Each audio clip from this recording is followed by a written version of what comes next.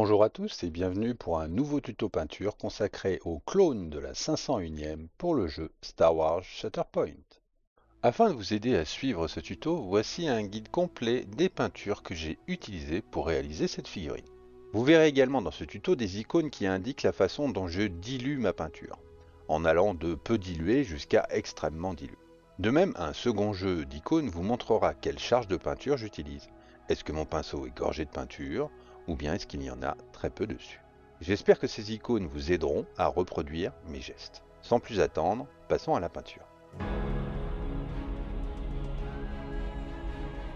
Après avoir préparé et assemblé ma figurine, j'ai tout simplement réalisé une sous-couche entièrement noire de la figurine et je suis revenu ensuite avec un Wolf Grey pour faire un premier zénithal, je dirais, orienté et assez appuyé sur presque l'intégralité de la figurine, et j'ai fini par un zénithal de blanc pur sur le dessus vraiment de la figurine.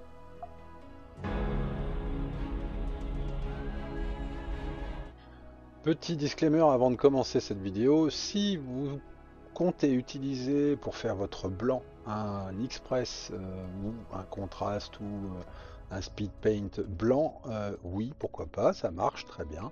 Mais faites-le déjà sur une sous-couche entièrement blanche. Ça vous permettra d'obtenir un vrai effet sur ce type de peinture.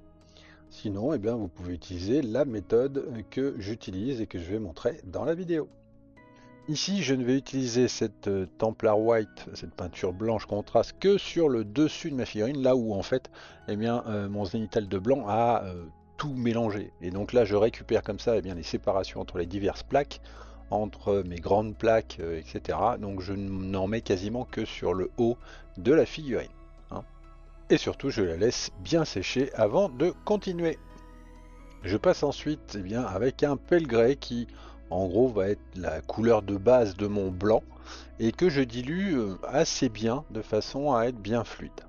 Et là tout le jeu est de venir recréer en fait des lumières, des zones de lumière avec ce gris dans notre zénithal. Donc en gros on reprend le principe du zénithal, c'est-à-dire qu'on va accentuer les zones qui sont déjà marquées avec le zénithal, mais vous verrez que même avec une sous-couche blanche, elle n'est pas si blanche que ça.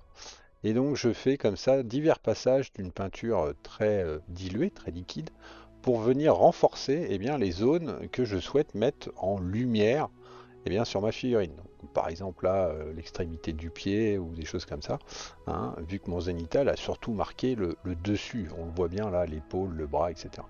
Mais même sur son casque, là, on voit, je renforce avec ma peinture la lumière sur les différents volumes de façon à augmenter la lisibilité et le contraste sur mon armure qui sera au final blanche.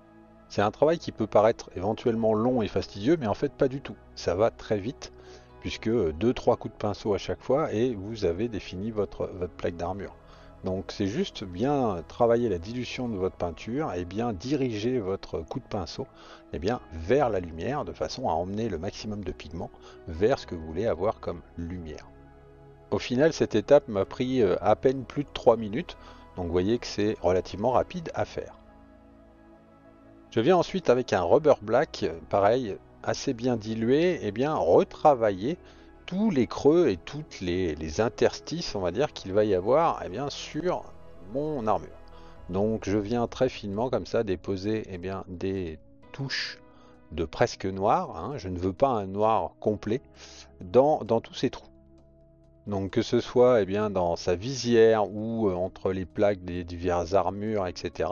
Je vais comme ça passer un fin jus de noir ou de rubber black de façon à recréer l'espèce de tenue caoutchouc, on va dire, qu'il porte sous les plaques d'armure.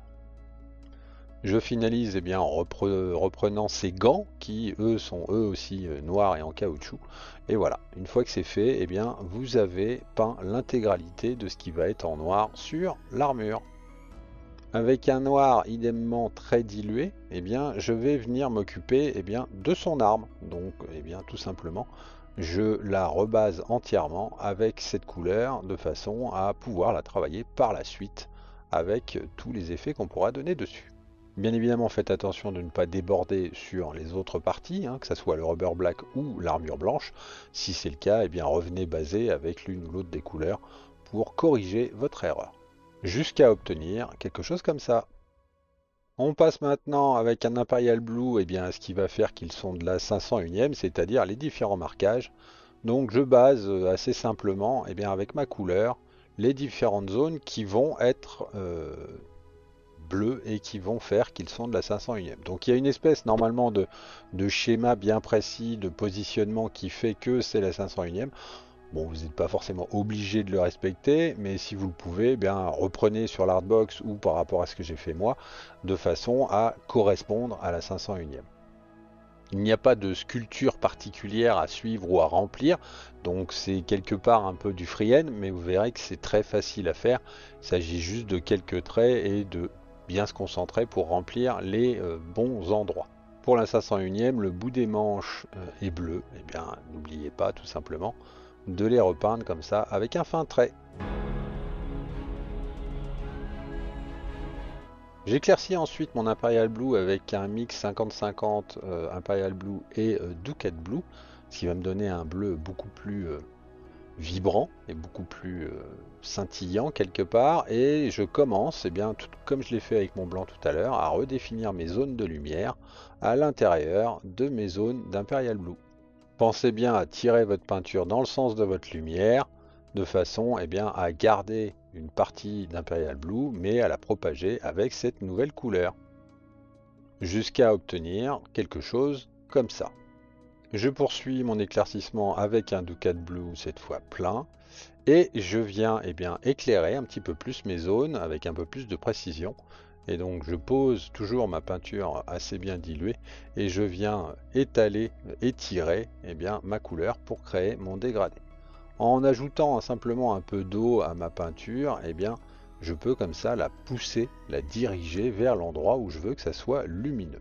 Et sur les plus petites zones, eh bien simplement poser des petites taches, des petits coups de pinceau en dirigeant votre coup de pinceau et vous verrez que vous arriverez à obtenir eh bien, un éclaircissement, une luminosité qui va aller progressivement eh bien, vers l'endroit de votre zénithal qui doit éclairer la plaque en fonction de la lumière qui arrive, du sens de la lumière qui arrive eh bien, sur la figurine. Jusqu'à obtenir quelque chose comme ceci. Afin de finaliser ma lumière, je passe sur un Sky Blue et je viens comme ça renforcer avec des petits points, des extrêmes points de brillance hein, ou de fin lining, et bien toutes mes lumières que j'ai posées sur mes différentes plaques bleues. Ça me permet d'avoir comme ça une vraie progression jusqu'à une lumière, mon Sky Blue étant au final très proche, on va dire, du blanc. Eh bien, ça me permet de joindre mes parties éclairées bleues avec le blanc eh bien, de l'armure. Gardez en tête que ce sont ces petits points qui vont faire en fait le contraste par rapport à votre couleur de base et que plus vous aurez de contraste, plus une zone sera lisible et donc elle sera compréhensible. Or, plus une figurine est compréhensible, et bien plus on a tendance à la trouver jolie. Donc travaillez votre bleu jusqu'à obtenir quelque chose comme ça.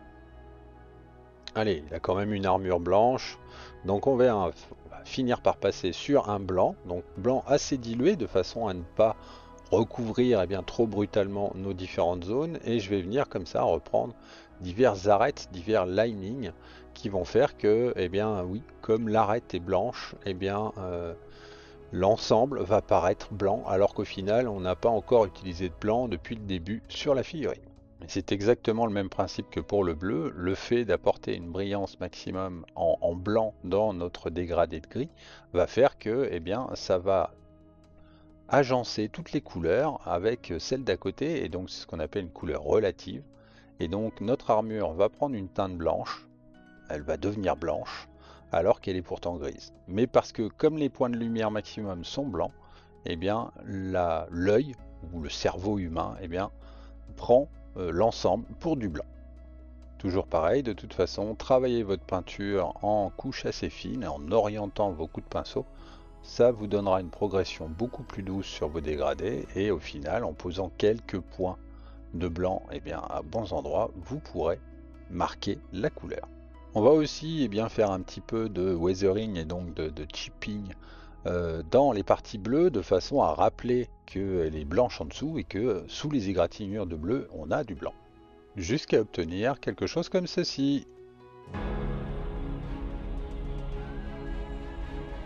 Je viens ensuite eh bien, avec un neutral grey travailler le reste de son arme. Donc en reprenant les divers linings de ce blaster, mais pas que, je vais aussi reprendre un peu les doigts, etc. des gants, de façon à les faire briller ou être un peu plus en lumière que simplement en rubber black. Et je vais insister au niveau de ma couleur, je dirais juste à l'extrémité de chacun de ces linings, de façon à donner une espèce de progression vers l'avant de ma lumière. Et voilà, les soldats clones de la 501e sont prêts à rejoindre leur commandant Capitaine Rex et Anakin pour défendre les valeurs de la République. Je ne vais pas peindre le socle de cette figurine dans ce tuto, je vous renvoie vers la vidéo que j'ai consacrée spécialement au socle pour le jeu Shatterpoint. Si vous avez aimé cette vidéo, n'hésitez pas à la liker, à la commenter ou à la partager. Vous pouvez également vous abonner à la chaîne et en activant la cloche, eh bien vous serez prévenu de la sortie des prochains tutos concernant le jeu Star Wars Shatterpoint. J'espère que ce tuto vous aura plu et rendez-vous pour le prochain et en attendant, que la force soit avec vous.